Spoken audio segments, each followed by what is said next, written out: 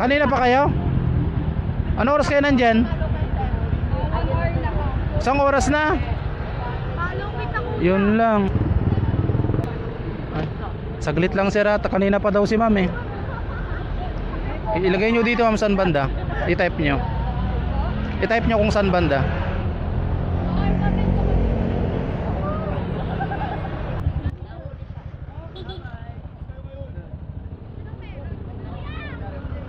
...16 kilometer pala kayo.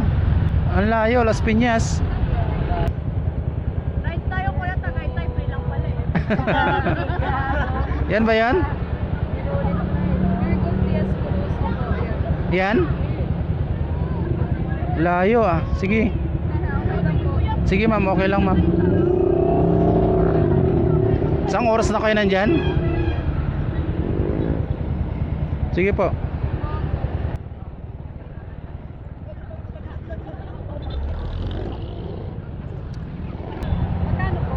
Libre lang ma'am, walang bayad po. Ay ma'am.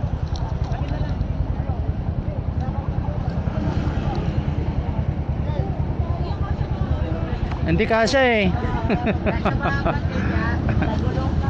Ay ma'am. Oh, yan. Sige ma'am, yan.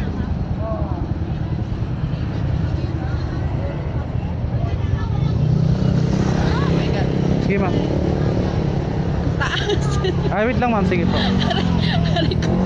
Oh, Sorry, walang height eh. sige ma'am, okay lang po. Okay po, taray. Bye bye. May inter ko. Okay na ma'am. Okay po.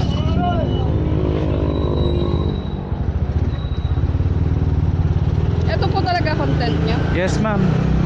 Okay. Sabi ko nagulat, ba't ang layo nyo dyan? Ang layo nyo ano? Diyan po ako nagtatrabaho sa loob mismo, sa may golf course. Gold course. Lang po kasi talaga ako. Ay, layo ah. Opo, tsakaan lang. Nasakay kayong gandun. Dito, tas pagbaba ko po na Alaba, sakay po ulit ng jeep, tapos tricycle pa po. Okay. Hindi po kayo nagbablog. Ano pong ano nyo? Nag-grab din po ba kayo? Hindi, ano ako mama, security. Okay. So kaka-out ko lang din sa trabaho. Ngayon, pag-out ko yan, nag-pre-rides ako. Yes, ma'am. Nice. At least nakatulong. Yes po. Pag ganito kasing rush hour din, tas labasan din ng mga estudyante, ang hirap sumakay. Yes ma'am, grabe. Minsan inaabot ako dyan 8. Ano oras kayo nandyan ma'am? Kanina pa, kasi kanina pa ako naka-out mga 6 eh. Grabe naman, ano oras na? Opo. Ano na, 1 hour and 30 minutes na kayo dyan? Opo, mahigit. Mahigit. Hindi ko na nga namalayan yung oras eh. Oo. Pag may gusto kayong kumustahin ma'am, huwag kayo mahiya. Yes, Shoutout sa asawa ko na sa trabaho pa eh.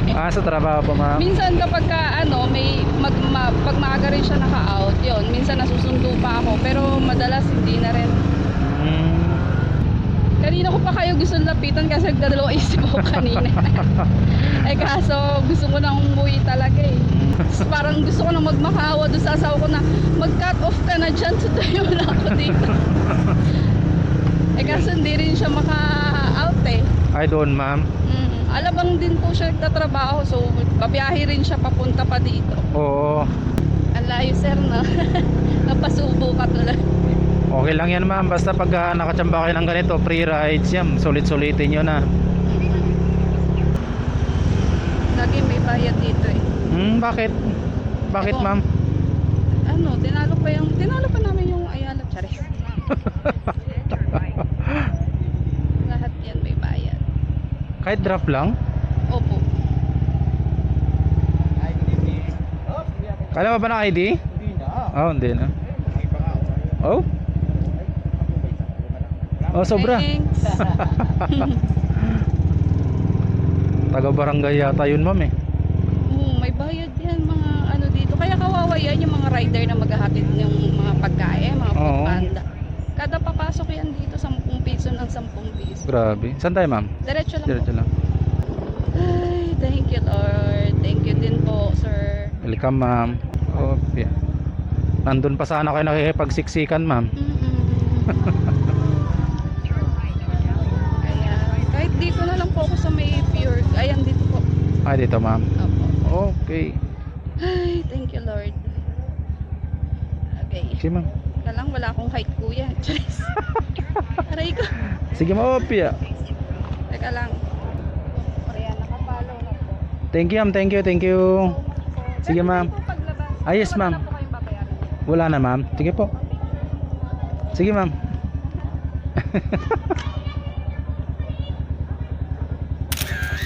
Sige ma'am, welcome po.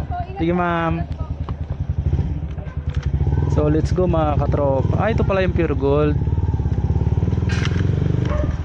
So grabe no. Napasubo tayo sa biyahe pero okay lang yan. At least safe yung pasahero natin. Tsaka ano oras na nandun si ma'am? Alas 6. Yan. Maliwanag pa daw nung nandun siya.